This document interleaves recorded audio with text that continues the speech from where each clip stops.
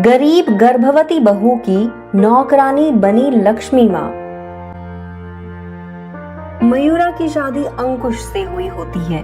ससुराल में सास लीला, ससुर इंद्रजीत होते हैं, लेकिन मयूरा के सास ससुर और पति उसके संग ठीक से पेश नहीं आते और बुरा बर्ताव करते, क्योंकि मयूरा के मायके वालों ने दहेज नहीं दिया होता है।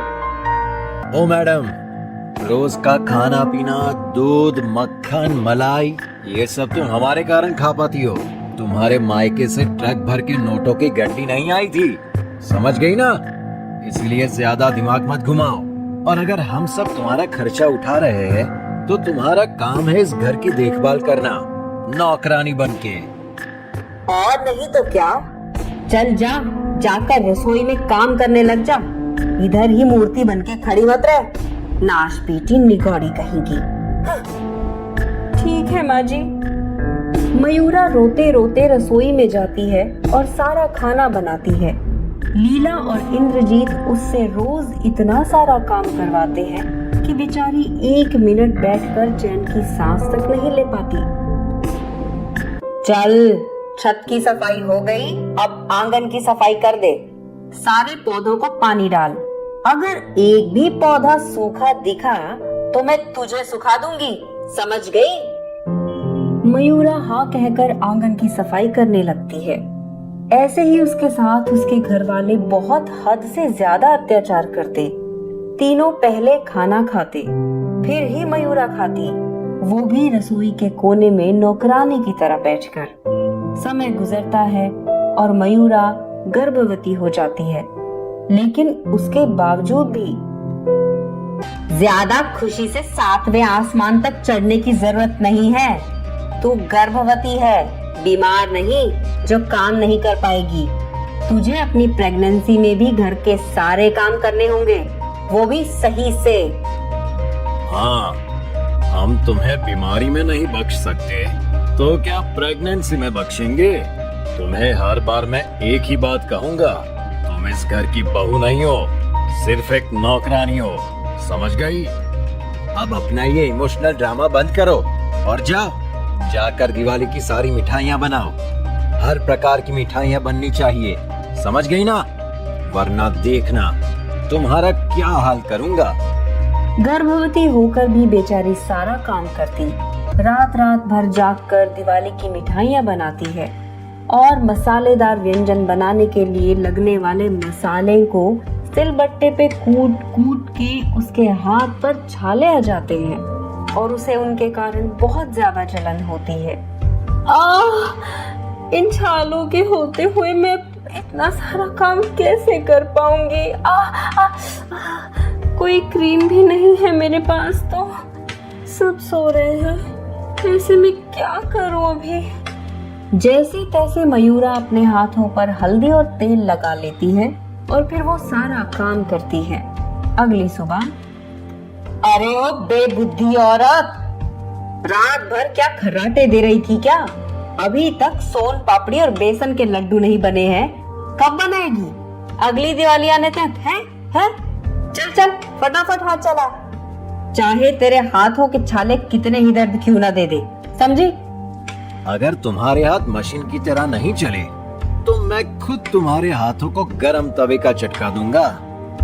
लेकिन मेरे हाथ काम ही नहीं कर रहे हैं। मेरे यकीन कीजिए, मुझे बहुत दर्द हो रहा है, बहुत, मतलब बहुत, हद से ज्यादा दर्द। गर्भवती मयूरा कांपते हुए हाथों से सारा काम करती है और उसके पेट में भी दर्द होने लगता है। डॉक्टर के पास जाना था आज मंथली चेकअप के लिए, दर्द शुरू हो गया। लेकिन बेचारी कामों में इतनी फंस गई थी कि उस पिंजरे जैसे घर से बाहर निकल ही नहीं पा रही थी। एक सुबह जब मयूरा आंगन में सूर्य भगवान को नमस्कार कर रही होती है, तभी उसके गेट पर एक जवान महिला आती है और वो मयूरा से कहती है, मयूरा, मैं वेदिका हूँ। बचपन में ही मेरे माता पिता गुजर गए थे, जिसके बाद से मैं अकेली ही रह गई इस दुनिया में। हाल ही में एक हवेली में काम करती थी मैं, लेकिन अब वो हवेली वाले सब विदेश चले गए। इसीलिए रहने के लिए एक छत चाहिए थी। मैं तुम्हारे घर की नौकरानी बन के रहूंगी, सारा काम कर दूंगी। पैसे नहीं दिए तो भी चलेगा। तुम अपने घर वालों से कहना कि मैं तुम्हारी चचेरी बहन हूँ। Please please please Mayura. Mayura सोच में पड़ जाती है और फिर कहती है, ठीक है, तुम रह सकती हो, आओ। धन्यवाद। मयूरा सभी घर वालों को ये बताती है कि वेदिका उसकी चचेरी बहन है और मुफ्त की नौकरानी मिलने पर कोई भी उसके रहने पे सवाल नहीं उठाता। नौकरानी वेदिका घर का सारा काम करती और साथ ही साथ मयूरा का भी किसी नाजुक कली जैसे ख्याल रखती। समय पर उसे खाना देना, दवाइयाँ देना, उसके रूम की सफाई करना, उसे जो खाने का मन होता वो बनाना इत्यादि। एक रात अंकुश दारू पीकर नशे में धुत होकर घर आता है और दारू की बोतल जमीन पर पटक कर बहुत तमाशा करता है। तुम्हारी वजह से मेरी जिंदगी बर्बाद हुई है वेदिका। ना मैं तुमसे शादी करता है और ना ही तुम गर्भवती होती। तुमने मुझे कुछ नहीं दिया, कुछ भी नहीं।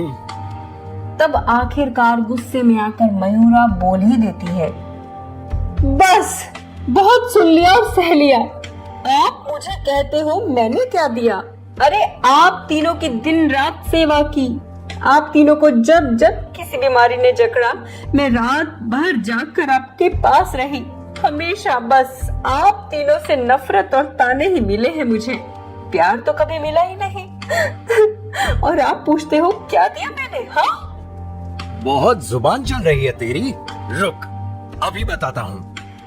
अंकुश मयूरा को बेल्ट से मारने लगता है और मयूरा दर्द के मारे जोर जोर से चीखती चिल्लाती है, मत मारो मुझे, मत मारो मुझे दर्द हो रहा है। तभी अचानक से नौकरानी वेदिका लक्ष्मी माँ के रूप में बदल जाती है और वो अपनी शक्तियों से अंकुश, लीला और इंद्रजीत तीनों को जलते हुए रस्सी से बांध देती है। तुम जैसे हैवानों का इस दुनिया में रहकर कोई फायदा नहीं, इतना याद रखना। जब जब किसी मासूम पर अन्याय होगा तब तब मैं स्वयं धरती पर आऊंगी और तुम जैसे दानवों का सर्वनाश करूंगी। जय माँ लक्ष्मी। धन्यवाद लक्ष्मी माँ। मयूरा लक्ष्मी माँ के पैर छूती है और लक्ष्मी माँ उसे आशीर्वाद देती है और अपने गले से लगाती है।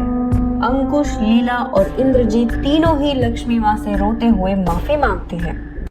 माफ कर दीजिए लक्ष्मी माँ, हम गलत थे जो क्रूर होकर इस घर की लक्ष्मी का अपमान करते रहे और उसका खूब तिरस्कार करते रहे। लेकिन अब हम आपसे वादा करते हैं कि मयूरा इस घर की बहू नहीं, बेटी बनकर रहेगी। हाँ लक्ष्मी माँ, एक आखिरी मौका दे दीजिए हमें, हमारी गलतियों का पश्चाताप करने के लिए।